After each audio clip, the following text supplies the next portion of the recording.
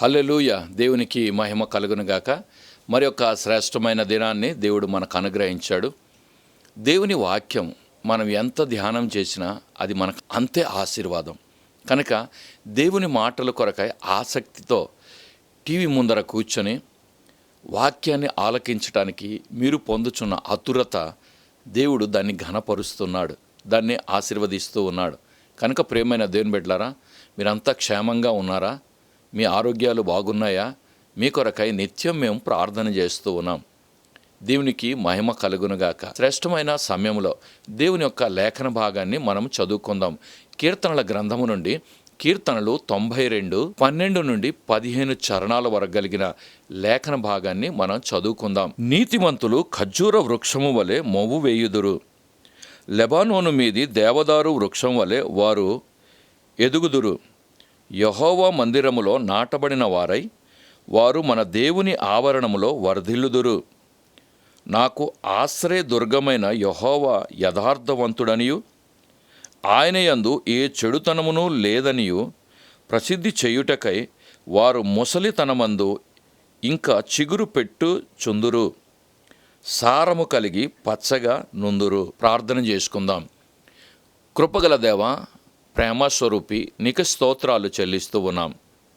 మరొక మంచి అవకాశాన్ని అనుగ్రహించి నీ మాటలు ధ్యానము చేయటానికి మాకిచ్చిన గొప్ప తరుణాన్ని బట్టి నీకు వందనాలు చెల్లిస్తూ ఉన్నాం.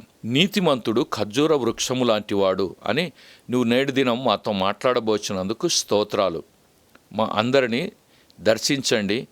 నీతిమంతులుగాను యేసుక్రీస్తు రక్తములో కడగబడినటువంటి దేవుని బిడలుగాను నీకు సాక్షులుగాను జీవించగలిగే భాగ్యాన్ని మాకు దయచేయండి. నువ్వు నాతో మాతో మా అందరితో మాట్లాడి మహిమ పొందుమని యేసు నామమున ఈ ప్రార్థన అడిగి వేడుకొనుచున్నాము తండ్రి, ఆమేన్. నీతిమంతుడు ఎలా ఉంటాడు అనే మాటను ఈ చదివిన లేఖన భాగాల్లో మనం గమనించినప్పుడు మొవ్వు వేయుదురు, ఎదుగుదురు, వర్ధిల్లుదురు, చిగురించెదరు, పచ్చగా నుందురు, సారము వెదజల్లేవారుగా ఉంటారు నీతిమంతులు అని.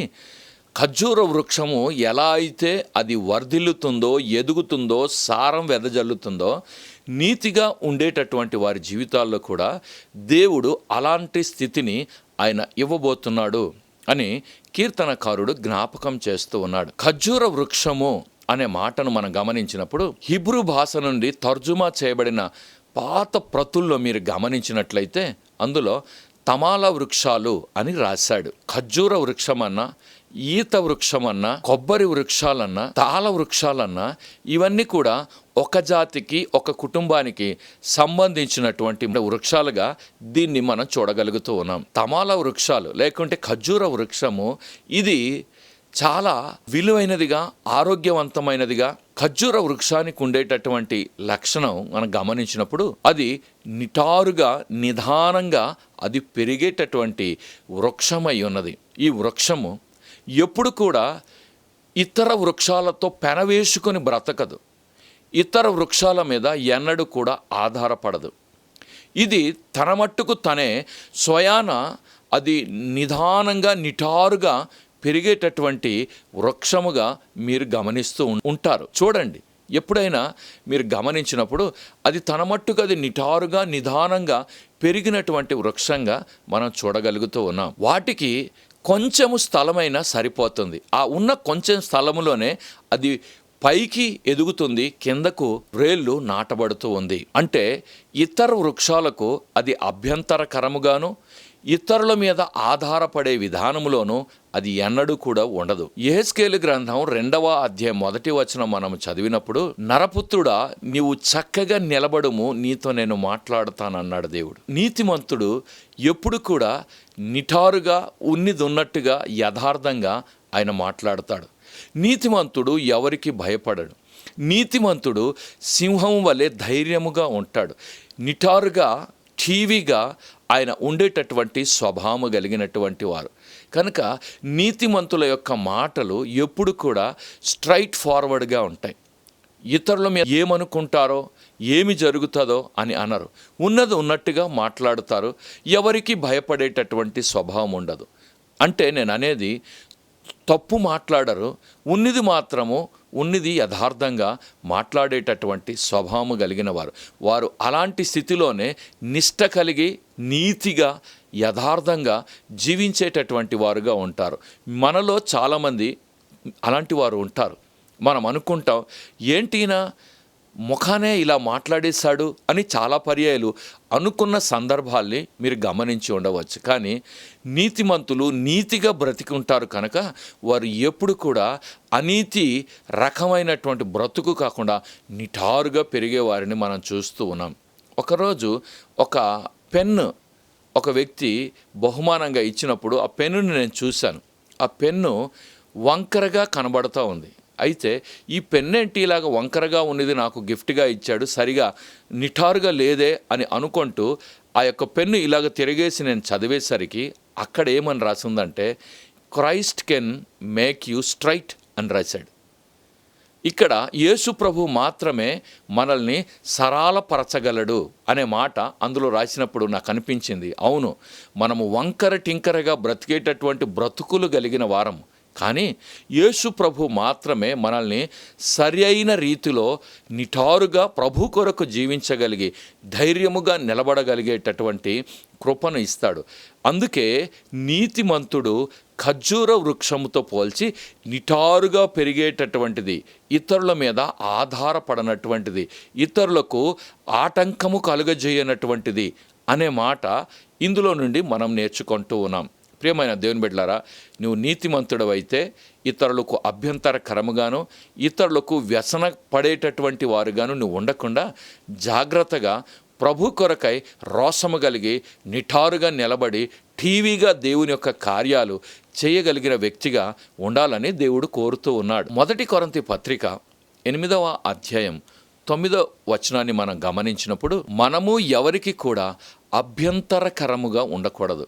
అవును, మనల్ని చూచేవారు సంతోషించాలి, కానీ మనల్ని చూచి ఆ వ్యక్తి మన ఇంటికి రాకపోతే బాగున్ను, నాతో మాట్లాడకపోతే బాగున్ను అనేటటువంటి అభ్యంతరకరముగా మనము సంఘములో కానీ సమాజములో కానీ తోటి వారితో కానీ కుటుంబ సభ్యుల మధ్య కానీ అభ్యంతరకరముగా మనం ఉండకూడదు. మనతో మాట్లాడేటప్పుడు రుచికరముగా ఆరోగ్యకరముగా సంతుష్టిగా ఎక్కువ సమయం మాట్లాడాలి అన్నట్టుగా వారు మనల్ని చూచిన వెంటనే అలాంటి ఆలోచన వారికి పుట్టాలి. అంతేగాని మనల్ని చూచి తప్పించుకొని తిరిగేవారిగా వారిని నువ్వు చేయవద్దు.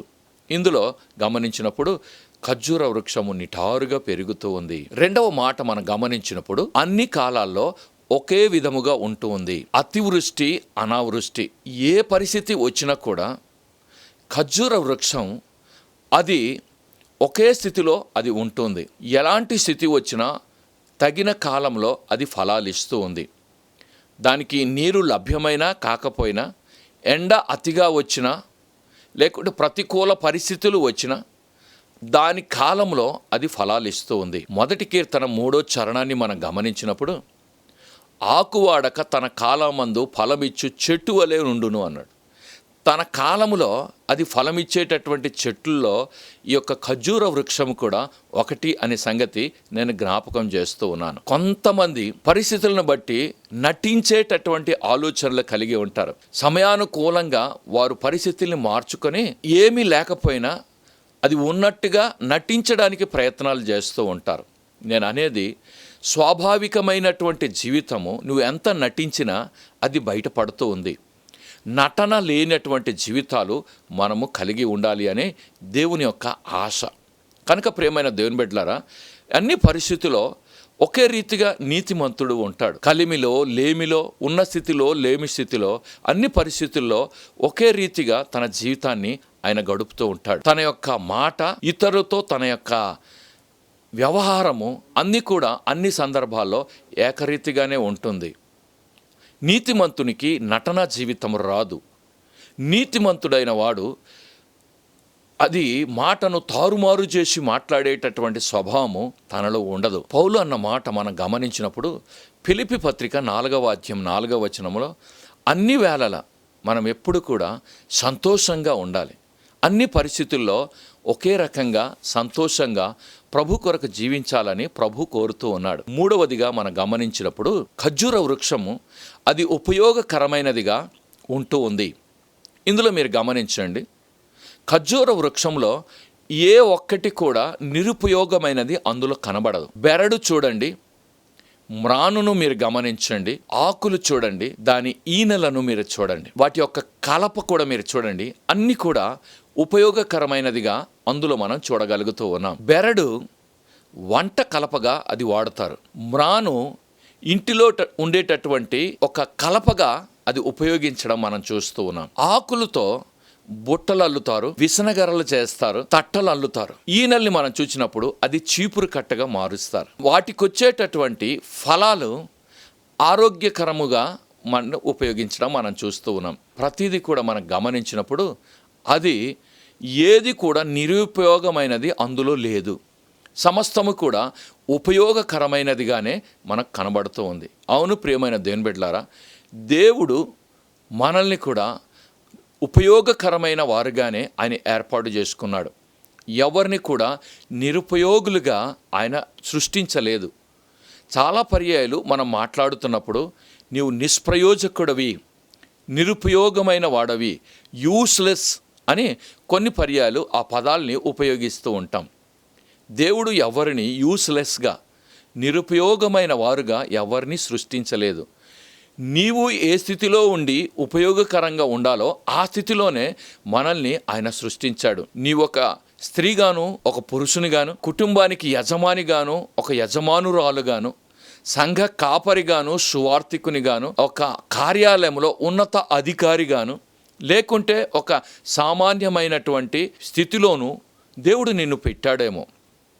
నేను అంటాను, మనము ఆ స్థితిలో ఉపయోగపడతాము కనుక దేవుడు ఆ స్థితిలోనే మనల్ని ఉంచడానికి ఇష్టపడ్డాడు. కొన్ని పర్యాయాలు నేను అనుకుంటూ ఉంటాను, దేవుడు నన్నెందుకు సేవకునిగా ఆయన పిలిచాడు, సేవకునిగా నన్నెందుకు ఏర్పాటు చేశాడు అనేది ఆలోచన చేసినప్పుడు ప్రియమైన దేవుని బిడ్డలారా, నేను అనుకుంటూ ఉంటాను, ఇండ్లు కట్టుకునేటటువంటి ఒక మేస్త్రిగా నేను పనికిరాను. ప్రభుత్వాన్ని నడిపించగలిగిన ఒక మంచి రాజకీయ నాయకునిగా నేను పనికిరాను. పరిపాలన దీక్ష కలిగినటువంటి ఒక గొప్ప నాయకునిగా నేను ఉపయోగపడలేను. ఒక బండిని రిపేర్ చేయగలిగిన మెకానిక్గా నేను పనికిరాను. అంతేకాకుండా నేను ఈ యొక్క వృత్తుల్లోనూ పనుల్లోనూ దేనికి పనికిరాను. కానీ నేను సేవకు పనికొస్తానేమో అని దేవుడు నన్ను సేవకునిగా ఏర్పాటు చేసుకున్నాడు. అలాగే నువ్వు ఏ పనిలో ఉన్నావో ఆ పనిలో నువ్వు పనికొస్తావని, ఉపయోగపడతావని, ఆ పని ద్వారా నువ్వు ఇతరులకు ఆశీర్వాదకరంగా ఉంటావని దేవుడు అదే పనిని నీకు అప్పగించాడు. కనుక ఈ పనికి నేను సరిపోను, ఈ పని నేను చేయతగదు అని నువ్వు అనుకొనకుండా, నువ్వు ఏ పని చేసినా ఆ పని ద్వారా దేవుడు మహిమపరచబడాలనే దేవుడు ఆ పనిని నీకు అప్పగించాడు, నాకు అప్పగించాడు. నేను సేవకుడైతే పనికొస్తానని దేవునికి ఎరిగి మా కుటుంబంలో అందరికంటే ప్రత్యేకంగా సేవను నాకు అప్పగించాడు దేవుడు.